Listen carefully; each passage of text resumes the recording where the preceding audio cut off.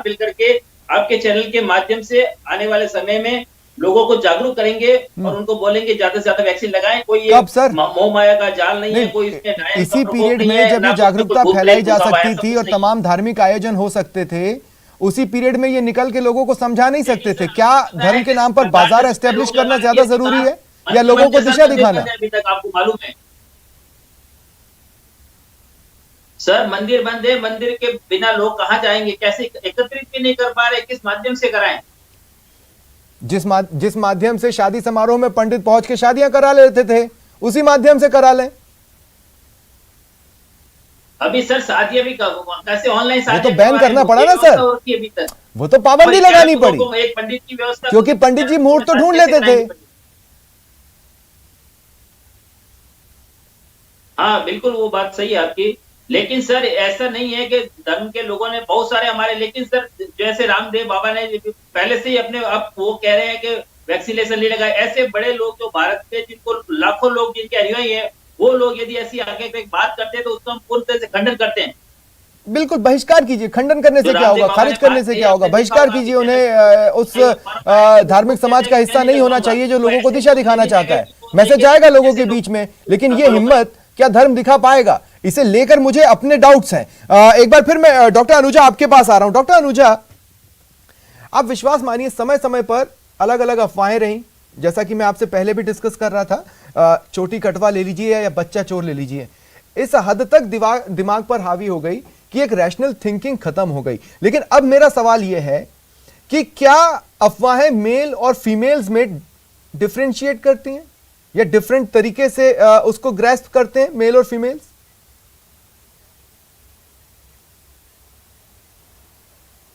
हाँ, क्योंकि दोनों का माइंड मेकअप अलग होता है, ये तो आप समझते ही है ना। जब घर में एक औरत और एक मर्द या घर में एक बच्चा तो पैदा होता नहीं है, लड़की और लड़का पैदा होते हैं। तो जब आप देखिए कि जब घर में लड़की और लड़का पैदा होते हैं तो उनकी जो परवरिश ही एक अलग तरीके से होती है। तो जब परवरिश एक तरीके से नहीं होती और उनके दिमाग में जिस तरीके से घर किया जाता है, बात करी जाती है, और ये भूल जाते हैं कि यही लड़की बड़ी होकर माँ बनेगी और यही लड़की आगे बच्चों को जन्म देगी और जो वो बच्चों को यही पढ़ाएगी सबसे पहले।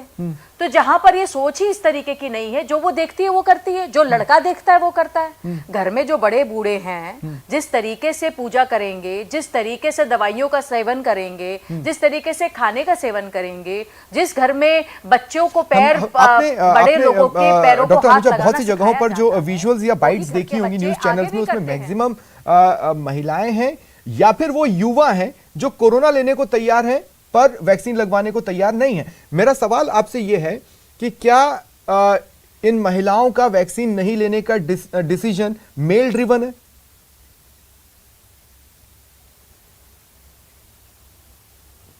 देखो ये सिर्फ यही नहीं है, पार्लियामेंट में भी है।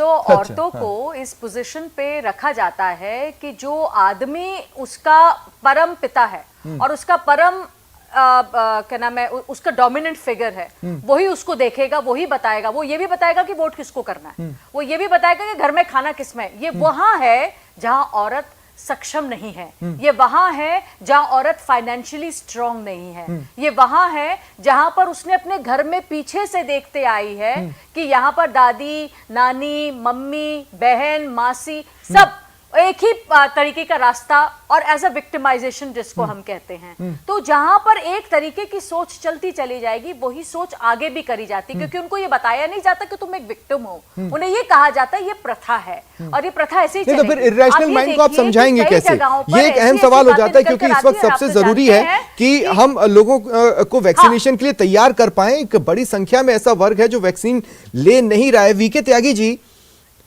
है कोई तरीका?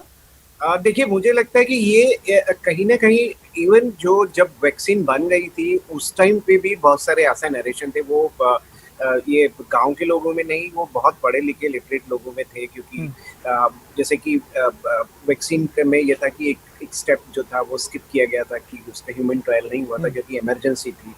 तो वहां पे भी कई तरीके की जो पढ़े लिखे लोग हैं उन्होंने बोला कि ये पता नहीं क्या है, इसका क्या होगा, इसमें तो उसको पूरी तरीके से टेस्ट नहीं किया गया है।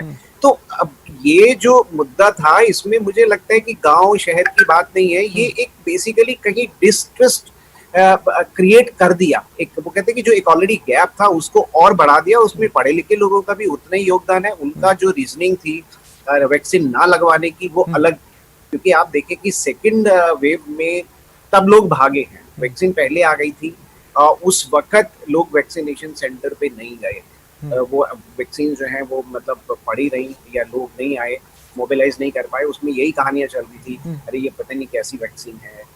और उस वक्त आप देखें तो बहुत सारे पॉलिटिकल लीडरशिप